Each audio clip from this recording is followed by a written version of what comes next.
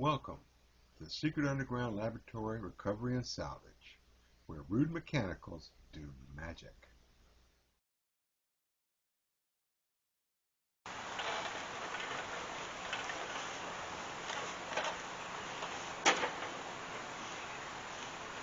Hello, I'm Bronze Age, Director of the Secret Underground Laboratory Recovery and Salvage, and today I'm starting off in the backyard, not in the lab, with my favorite smoker, the Char Griller, which I have had great success with. The only problem is, in the backyard, the ground's kind of rough, a little lumpy, and it's only got these two little small wheels on the back. It's really designed just for being hauled around a patio on a concrete slab. So the next serious lab project is to make a carriage for this griller to take it off-road, actually, just in the grass.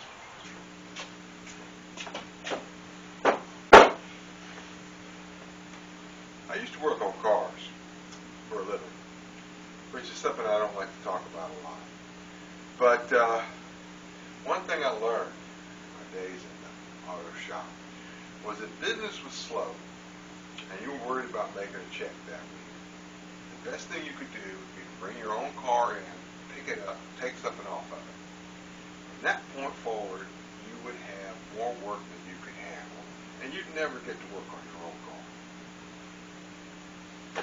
The opening scene of this video was filmed in July, and it's now halfway through December, and I'm just getting started on this job.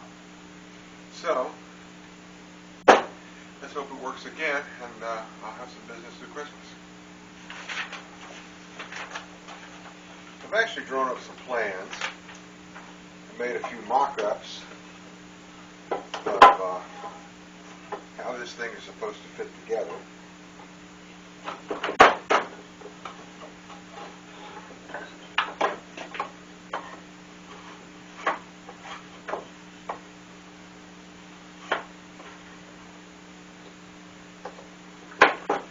Just to make sure that it would actually work.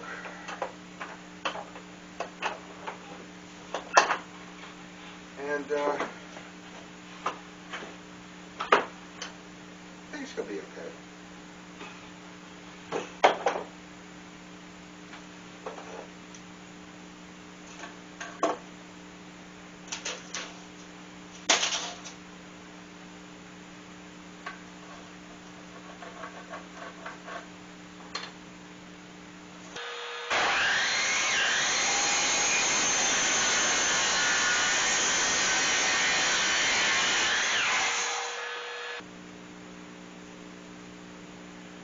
I have found that most mistakes get made at this stage, where you're making all the pencil marks where you think they're supposed to be.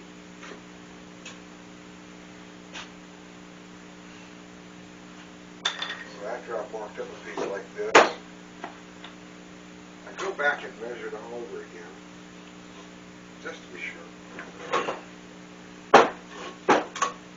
It's not really that measure twice and cut once thing. It's more that we get everything right because we do it twice.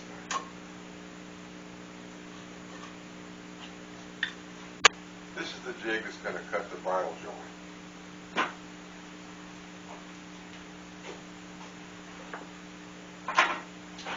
I've tested it on a couple of scrap pieces, and it works pretty good. The only real problem with it is that, whereas I said about registering all the marks from one side of the board, with this kind of a jig, you can't help it. You're registering off of this piece right here, and then when you go to cut the other side, there's nothing you can do about that except to turn it around, and now you're registering off the other side of the board. So there'll be a little asymmetry to it, but I'm hoping it's not going to make a big difference.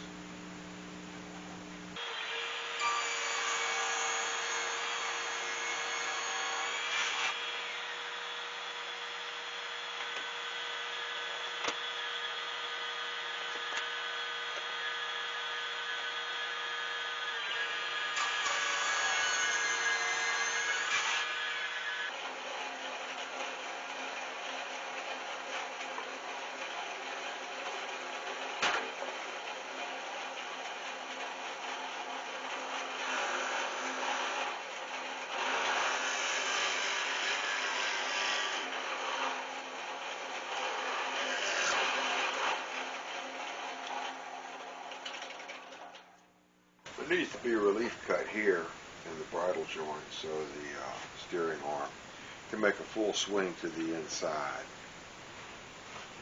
Now this presents a problem because not only are we drilling into an angled surface here, it breaks out about halfway down, which puts a lot of force on the drill bit and a lot of force on the workpiece, and you've got to have it clamped down every direction it can possibly move, or it's going to shift underneath the drill bit.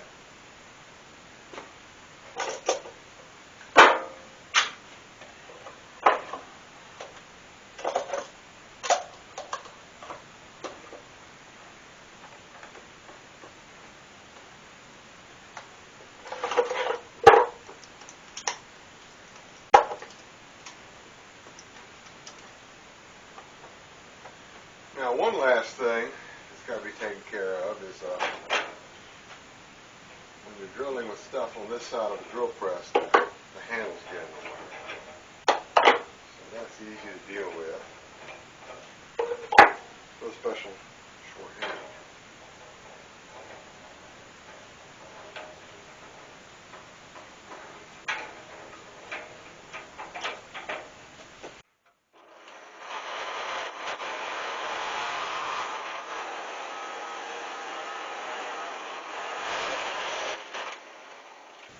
And now, for a little real woodworking, where I try not to punch a hole through the top of my bench.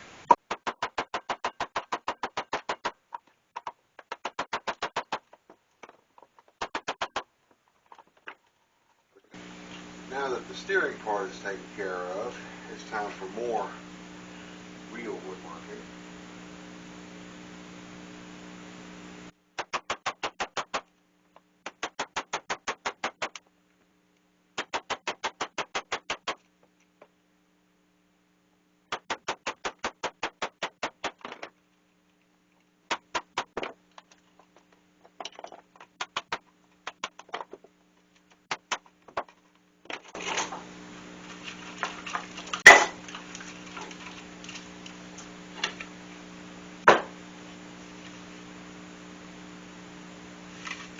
That's pretty close. A little bit more chisel work in there. And mortar should slip in, and the tenon should slip in pretty easy.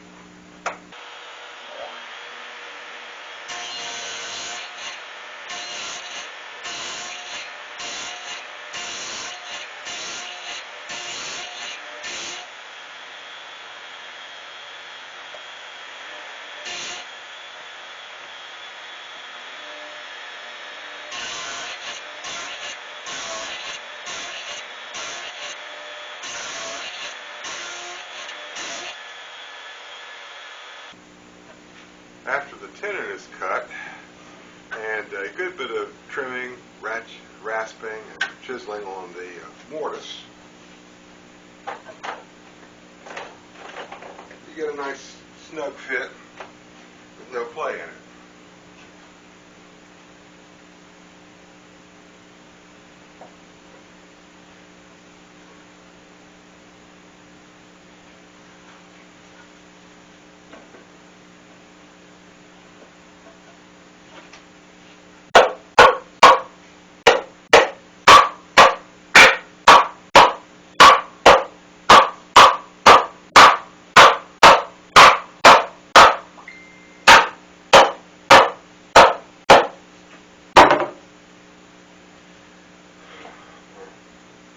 Okay, that part's finished. Now we'll move on to the rear of the carriage.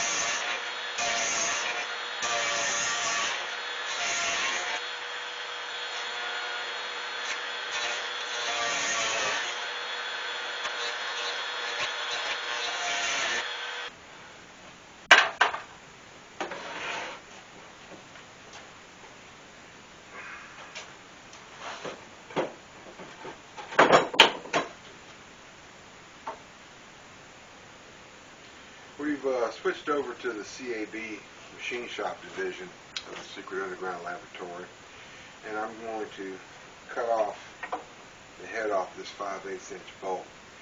And I'm hoping that my cutoff wheel, 1/16" will last through this job, because I don't have any more. And that will slow me down a little bit. But let's see how far this one goes.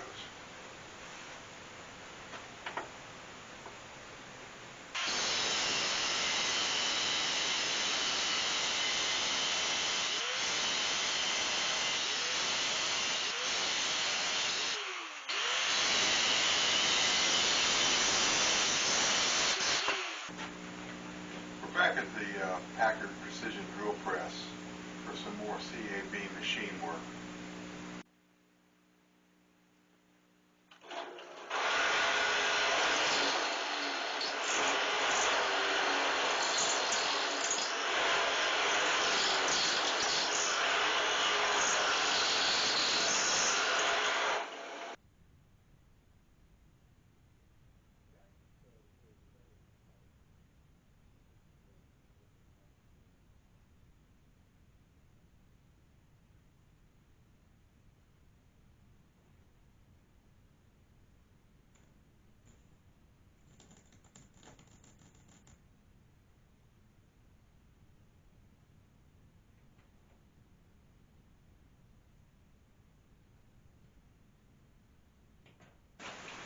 We're still at the drill press, and now I've got to drill the hole in the end of the cross member for the axle stud.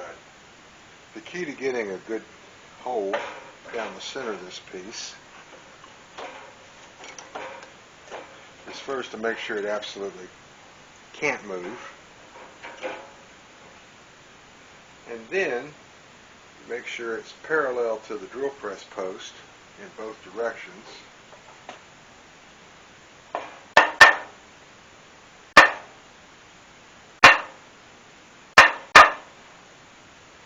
Within reason, given that we're working with construction grade lumber here.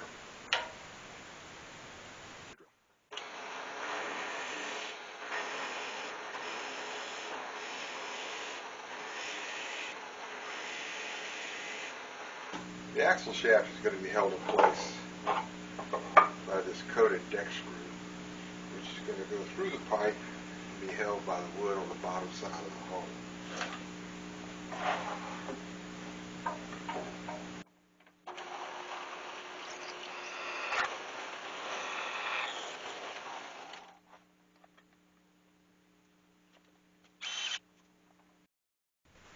Next up is the steering arms, which I hope I've got marked out so I don't cut them on the wrong side, because they're supposed to be mirror images of each other.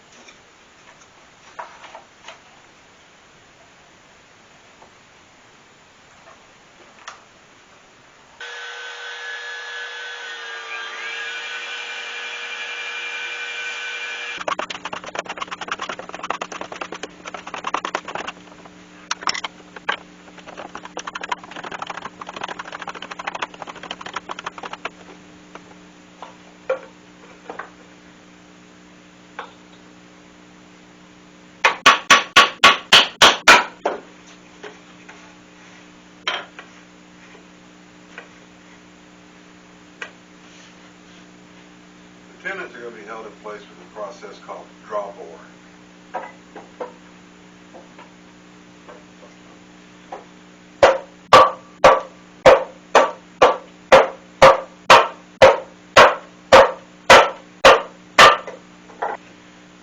tenon joinery is always a compromise between too tight and too loose. You don't want it so loose that they're slopping the joints, and you don't want it so tight that you might split or crack one of the boards.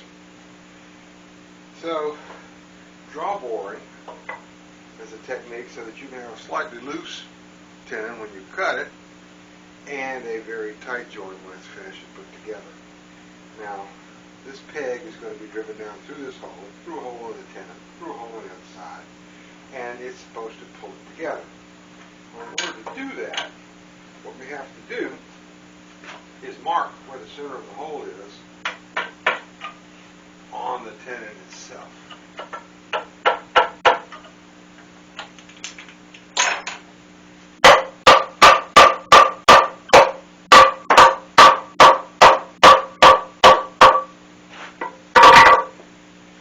And then move that mark back some distance so that the holes are out of line with each other. When we drive the peg through there, it's going to pull those holes back in alignment and make the joint nice and tight. Now, the traditional way to do this is to back this hole up to the thickness of a shilling. I don't have these shillings, but I checked the current exchange rate, and a shilling is pretty close to 25 cents. So I've got a quarter here, and I'm just going to move that mark back to the thickness of a quarter and hope that is enough to get the job done. Alright, now we drive these home. Really, you have to get out of the way. I can't drive the pegs with you on top of the hole. Here, get over here.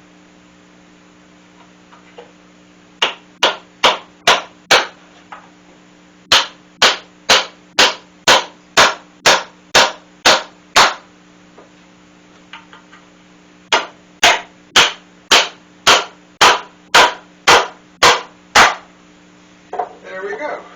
I think draw boring lives up to its reputation. That is two pretty tight mortise and tenon joints. The rear cross mirror is held on with carriage bolts, but nobody wants to watch that process. The steering arms and steering linkage are held together with these oak wooden dowels with these caps on top. There's one that goes in from the top and one from the bottom. And they're held in place with these coated deck screws.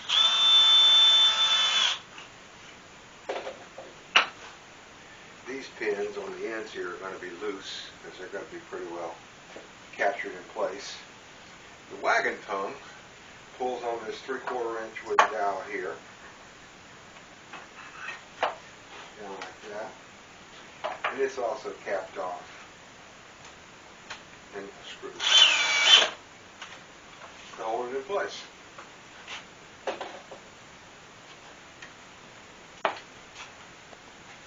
problem of keeping the wheels on was solved by taking a regular 5/8 inch nut, which would screw on the axle stud, and the head off of a 1/2 inch carriage bolt. Put them together and you have baby moon hubcaps. Because nothing says class like a set of baby moons.